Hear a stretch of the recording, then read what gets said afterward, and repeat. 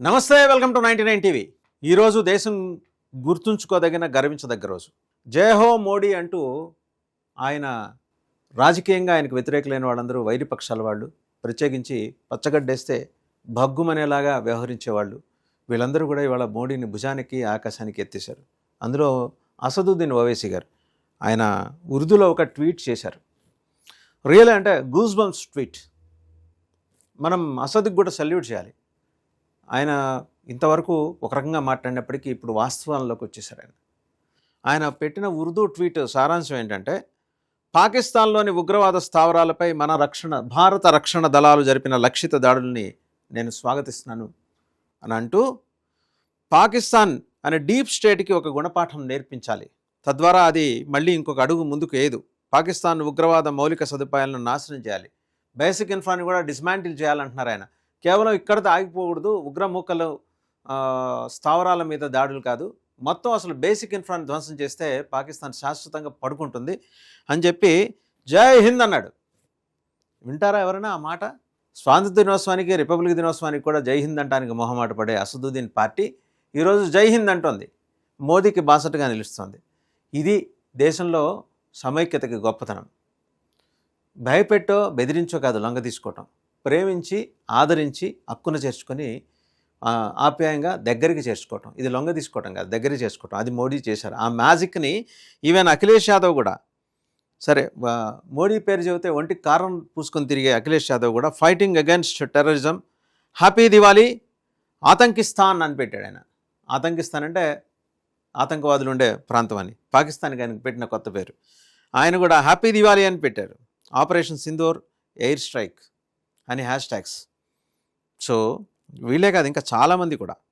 ఇంకా కోమటిరెడ్డి వెంకటరెడ్డి గారు, ఆయన standing united with our brave Indian defence forces is the launch operation Sindoor in response to the Pahalgam terror attack.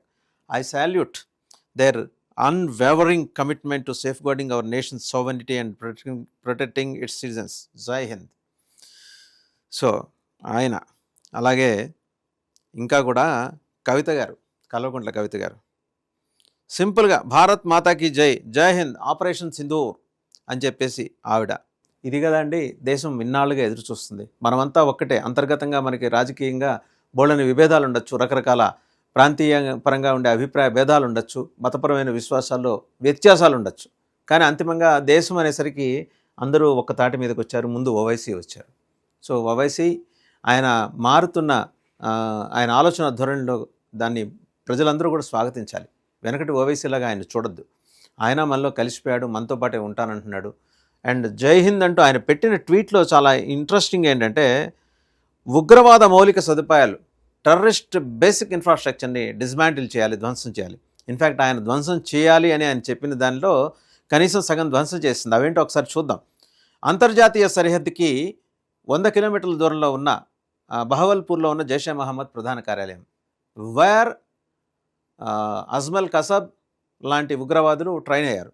అలాగే మురిడ్కే అనే area, Samba ఎదురుగా సరిహద్దుకు 30 కిలోమీటర్ల దూరంలో ఉన్న లష్కరే క్యాంప్, ఇక్కడే డేవిడ్ హ్యాడ్లీ, అలాగే తాహూర్ హుస్సేన్ రాణా ఇలాంటి వాళ్ళందరూ కూడా ట్రైన్ అయ్యారు. ఇది బేసిక్గా ఇవన్నీ ఆర్మీవే. ఆర్మీ ఏంటంటే వాళ్ళు యూనిఫామ్ వేసుకుంటారు, వీళ్ళు ఏంటంటే ఈ ఫెనటిక్ అవుట్ఫిట్లో బయటకు కనిపిస్తుంటారు. వాళ్ళు వీళ్ళు వేరు కాదు. అలాగే సరిహద్దు నియంత్రణ రేఖ అంటే లైన్ ఆఫ్ కంట్రోల్కి పూంచ్ రాజౌరికి 35 కిలోమీటర్ల దూరంలో ఉన్న గుల్పూర్, ఈ గుల్పూర్ అనే ఏరియాలో ఉన్న ఉగ్రవాద క్యాంపును కూడా భారత మిలిటరీ ధ్వంసం చేసింది. పాక్ ఆక్రమిత జమ్మూ కాశ్మీర్లోని తంగ్ధర్ సెక్టర్ లోపల 30 కిలోమీటర్ల పరిధిలో ఉన్న సవాయ్ లష్కరే క్యాంప్. లష్కరే క్యాంప్స్ ఎక్కువ ఉన్నాయి. ఇన్ఫ్యాక్ట్ లష్కరే క్యాంప్స్లో మనం కనుక చూస్తే ఈ మసూద్ అజహర్ కానీ, లేకపోతే ఇతను హఫీజ్ సయీద్ కానీ, లష్కరే జైషే మొహమ్మద్, ఇవన్నీ కూడా దగ్గరగా పనిచేసే క్యాంపులే, పేర్లు మార్పు అంతే. వాళ్ళిద్దరిలో మసూద్ అజహర్ పట్టుబడ్డట్టు, హఫీజ్ సయీద్ చంపబడ్డట్టు, అండ్ ఆయన మసూద్ అజహర్ కుటుంబ సభ్యులు చాలామంది హతమైనట్టు సమాచారం. అలాగే జేఎం లాంచ్వాడ్ బిలాల్ క్యాంప్, ఇంకా రజౌరీకి ఎదురుగా లైన్ ఆఫ్ కంట్రోల్కి 15 కిలోమీటర్ల దూరంలో ఉన్న జేఎం లాంచ్వాడ్ బిలాల్ క్యాంప్, ఇక్కడ చాలా 12 నుంచి 16 సంవత్సరాల్లో పిల్లల్ని తీసుకొచ్చి ఉగ్రవాద శిక్షణ ఇస్తుంటారు. రజోరీకి ఎదురుగా ఉన్న నియంత్రణ రేఖ లైన్ ఆఫ్ కంట్రోల్కి 10 కిలోమీటర్ల పరిధిలో ఉన్న బర్నాలా క్యాంప్, ఇక్కడ కూడా దీని మీద కూడా దాడి జరిగింది, ధ్వంసం చేశారు. సాంబా కతువా ఎదురుగా ఉన్న అంతర్జాతీయ ఇంటర్నేషనల్ లైన్ ఆఫ్ కంట్రోల్కి 8 కిలోమీటర్ల దూరంలో ఉన్న సర్జల్ క్యాంప్, ఇది జైషే మహమ్మద్కి ఒక క్యాంప్. ఇది అంతర్జాతీయ సరిహద్దుకు 15 కిలోమీటర్ల దూరంలో సియాల్కోట్ సమీపంలో ఉన్న హెచ్ఎం శిక్షణా శిబిరం మెహమూనా క్యాంప్. ఇవి ఈ ధ్వంసం చేసిన ఉగ్రస్థావరాలు. సో చూశారు కదా మన ప్రావెస్నెస్ ఏంటి, మన శక్తియుక్తులు ఏంటి, మన సామర్థ్యాలు ఏంటి, ఇవన్నీ ఇక్కడ చేసి చూపించింది. 14 రోజులు లాగారు, 15 రోజులు లాగారు, భారతదేశం ఏమీ చేయలేదు. ఒరిజినల్ డ్రిల్ నిన్న రాత్రే, అంటే పొద్దుపోయిన తర్వాత లేదా మన భారత కాలం ప్రకారం తెల్లవారుజాము కన్నా కొద్దిగా ముందుగా సమయంలో రాత్రి 1:44 దాడులు జరిగినాయి. అర్థమైంది కదా పాకిస్తాన్కి కావలసినంత. ఈ దెబ్బకి మునీర్ ఎక్కడున్నాడో బయటికి రావాలా. అలాగే ఇంకా మరి ప్రధానమంత్రి షహబాజ్ షరీఫ్ ఆయన ఎక్కడున్నారు, ఆయన 2 చోట్ల ఉంటాడు. కాసేపు ఎబడోటాబాద్ డిఫెన్స్ శిబిరంలో ఉంటాడు, కాసేపు ఆర్మీ క్యాంప్లో ఉంటాడు, కాసేపు మిలిటరీ హాస్పిటల్లో ఉంటాడు. నిజంగా అసలు ఆయన హాస్పిటలైజ్ అయ్యాడా, లేకపోతే బలవంతంగా ఆర్మీయే బంధించి ఆయన హాస్పిటలైజ్ చేసిందా, ఇవన్నీ తెలియాలి. ఇక జనరల్ ఆసిమ్ మాలిక్ ఒక ఏమాత్రం సీనియారిటీ అంటే ఆ హోదాకి ఏమాత్రం ఆ హోదాకి తగని ఒక జూనియర్ ఆఫీసర్ని తీసుకొచ్చి నేషనల్ సెక్యూరిటీ అడ్వైజర్గా నియమించారు. Asim Malik is close to Asim Munir.